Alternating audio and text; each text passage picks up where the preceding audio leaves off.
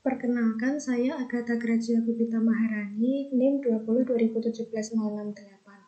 Pada kesempatan kali ini, saya akan memaparkan hasil penelitian saya yang berjudul Proses Berpikir Kritis Peserta Didik SMP kelas 9 dalam menyelesaikan soal kesebangunan berdasarkan gender dan kemampuan matematika. Matematika adalah salah satu pelajaran yang penerapannya banyak berkaitan dengan bidang yang lain. Gauss yang dikenal sebagai Prince of Mathematician menyebutkan bahwa matematika merupakan Queen of the Science.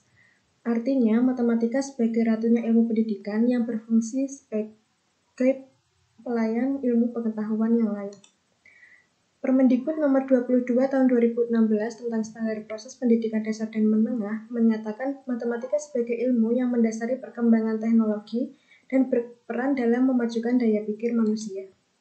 Suherman dalam bukunya yang berjudul Strategi Pembelajaran Matematika Kontemporer menyatakan matematika berfungsi sebagai alat, pola pikir, dan ilmu atau pengetahuan untuk mempersiapkan peserta didik melalui latihan berpikir secara logis, rasional, kritis, cermat, jujur, efektif, dan efisien. Maroko et al. Dalam penelitiannya menyebutkan minimal ada 4 kompetensi belajar yang harus dikuasai peserta didik. Salah satunya adalah kemampuan berpikir kritis. Hudoyo juga menyatakan beberapa keterampilan yang harus dimiliki peserta didik. Salah satunya adalah keterampilan berpikir kritis. Pada Permendikbud nomor 21 tahun 2016 tentang standar isi pendidikan dasar dan menengah, disebutkan bahwa peserta didik dituntut untuk mempunyai kemampuan untuk memecahkan masalah matematika. Salah satunya adalah kemampuan berpikir kritis. MoMA juga menyebutkan bahwa pembelajaran matematika menuntut peserta didik memiliki kemampuan berpikir kritis. Keempat pernyataan tersebut sama-sama mengarah ke kemampuan berpikir kritis. Salah satu materi dalam matematika yang menuntut peserta didik untuk berpikir kritis adalah geometri. Namun, pada kenyataannya, pembelajaran matematika, khususnya geometri, belum menunjukkan hasil belajar yang maksimal. Hal ini dibuktikan dengan rata-rata nilai ujian nasional SMP tahun 2019, baik nasional maupun di Kabupaten Semarang, di mana matematika masih pada kategori kurang, dengan rata-rata yang paling rendah dibandingkan dengan 3 mapel lainnya. Materi matematika dengan persentase peserta didik yang menjawab benar paling rendah adalah geometri dan pengukuran, dengan submateri kesebangunan. Kusumastuti menunjukkan data TIMSS tahun 2011, di mana rata-rata UN matematika SMP paling rendah adalah geometri. Kusumastuti juga melakukan uji kemampuan pada materi geometri untuk 3 peserta didik, dan 2 dari 3 peserta didik belum memenuhi KKM. Anggraini menyebutkan materi yang paling sulit bagi peserta didik adalah kekongruenan dan kesebangunan. Hal ini dibuktikan dengan rata-rata nilai ulangan harian materi kekongruenan dan kesebangunan adalah 60, sementara KKM yang ditetapkan adalah 75. Sriyanto menyebutkan bahwa pembelajaran matematika di kelas masih didominasi oleh guru. Proses pembelajaran tidak mendukung kemampuan berpikir kritis. Banyak faktor yang mempengaruhi kemampuan berpikir kritis, salah satunya adalah gender. Nurani et al. Menyebutkan bahwa faktor gender mempengaruhi dalam mempelajari matematika karena adanya perbedaan fisiologi dan mempengaruhi perbedaan psikologis dalam belajar. Koiril dalam penelitiannya menyebutkan bahwa kemampuan peserta didik perempuan lebih baik dibandingkan dengan kemampuan peserta didik laki-laki dalam menyelesaikan soal matematika.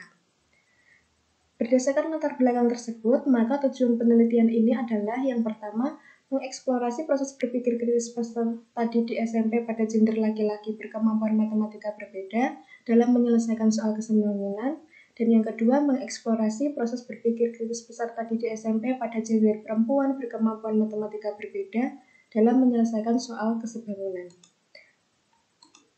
Jenis penelitian ini adalah penelitian kualitatif dengan metode eksploratif. Subjek penelitian adalah 3 subjek laki-laki dan 3 subjek perempuan, masing-masing berkemampuan matematika tinggi, sedang, dan rendah. Pengkategorian subjek berdasarkan nilai penilaian akhir semester 1 materi atau mata pelajaran matematika. Penelitian ini dilaksanakan di SMP Negeri 1 Bergas. Metode pengambilan data menggunakan tes kemampuan berpikir kritis yang terdiri dari 3 soal esai, khusus nomor 2 dibagi menjadi 5 poin, dan melakukan wawancara. Instrumen penelitian sendiri adalah instrumen utama, yaitu peneliti sendiri, dan instrumen bantu antara lain soal tes dan pedoman wawancara. Setelah 3 nomor jawaban subjek dianalisis dan dilakukan wawancara, diperoleh hasil yang pertama, proses berpikir kritis subjek dengan gender laki-laki berkemampuan matematika tinggi melalui tahap klarifikasi dasar, dukungan dasar, inferensi, klarifikasi lebih lanjut, serta dugaan dan keterpaduan. Yang kedua, proses berpikir kritis subjek dengan gender perempuan berkemampuan matematika tinggi melalui tahap klarifikasi dasar, dukungan dasar, dan inferensi. Terdapat perbedaan proses berpikir kritis antara subjek perempuan dan laki-laki dengan kemampuan matematika tinggi. Hidayah menyebutkan bahwa proses berpikir kritis peserta didik kelompok tinggi memenuhi tahapan klarifikasi, asesmen, inferensi, dan strategi. Sementara Furahma menyebutkan bahwa kemampuan berpikir kritis peserta didik pada kategori tinggi melalui tahap klarifikasi, asesmen, dan inferensi. Pada penelitian ini, kemampuan berpikir kritis peserta didik laki-laki lebih baik daripada peserta didik perempuan. Sejalan dengan penelitian ini, yang menyebutkan bahwa subjek perempuan tidak menerapkan pola-pola yang ditemukan dalam proses pemecahan masalah. Juga penelitian Nafiah yang menyebutkan bahwa subjek perempuan tidak mampu menyelesaikan permasalahan dengan tepat dikarenakan tidak mampu meneladani dengan baik. Yang ketiga, proses berpikir kritis subjek dengan gender laki-laki berkemampuan matematika sedang melalui tahap klarifikasi dasar, dukungan dasar, dan inferensi. Keempat, proses berpikir kritis subjek dengan gender perempuan berkemampuan matematika sedang melalui tahap klarifikasi dasar dan dukungan dasar. Furahma dalam penelitiannya menyebutkan kemampuan berpikir kritis peserta didik pada kategori sedang cenderung melalui tahap klarifikasi dan asesmen. Pada penelitian ini, peserta didik laki-laki dan perempuan berkemampuan matematika sedang cenderung tidak mampu menarik kesimpulan dengan benar. Hal ini sejalan dengan penelitian Retnowati yang menyebutkan bahwa subjek pada kelompok sedang cenderung tidak mampu mengambil kesimpulan secara tepat.